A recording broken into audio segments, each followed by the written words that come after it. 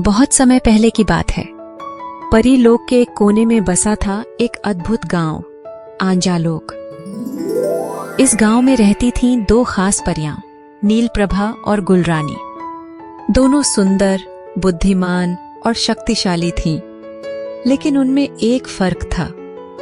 नीलप्रभा थी चंद्र की बेटी, शांत और ठंडी, और गुलरानी थी सूरज की बेटी, गर्मजोश और तेजस्वी। दोनों को अपनी शक्तियों पर बहुत गर्व था।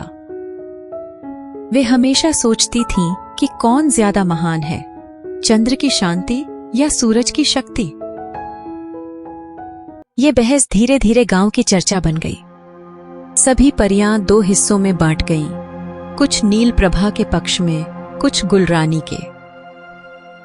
फिर एक दिन आंजालोक की सबसे बुजुर्ग और ज्ञानी परी तरलिमा बोली, अगर तुम दोनों में से कोई भी ये साबित करना चाहती हो कि वह महान है, तो एक परीक्षा लो, अनुभव की रक्षा।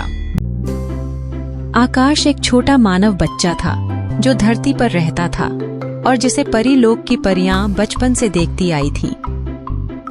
वह मासूम, प्यारा और सपनों में खोया रहने वाला बच्चा था। लेकिन अब एक खतरा था।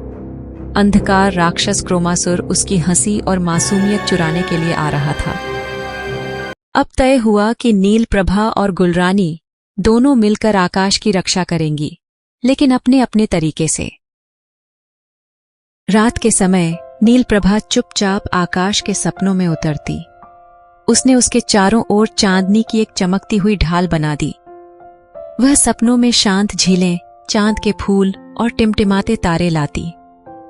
आकाश गहरी नींद में मुस्कुराता रहा। सुबह होते ही गुलरानी ने कमान संभाली। उसने आकाश के चारों ओर उषा की किरणों का घेरा बना दिया, जिससे कोई भी नकारात्मक शक्ति पास न आ सके।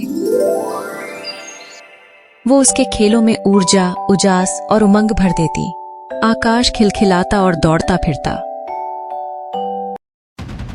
लेकिन अब क्रोमासुर ने हमला कर दिया।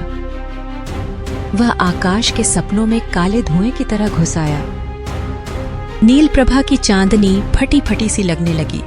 गुलरानी की किरणें मंद पड़ने लगी। तभी दोनों परियां समझ गईं, अकेले वे यह लड़ाई नहीं जीत सकती। नीलप्रभा ने गुलरानी की ओर देखा और बोली, हमारा गर्व आकाश की मुस्कान से बड़ा नहीं है, आओ साथ चलें। गुलरानी ने मुस्कुराते हुए उसका हाथ थामा। दोनों ने अपने प्रकाशों को मिलाया। चांद की शांति और सूरज की गर्मी अब एक हो गई।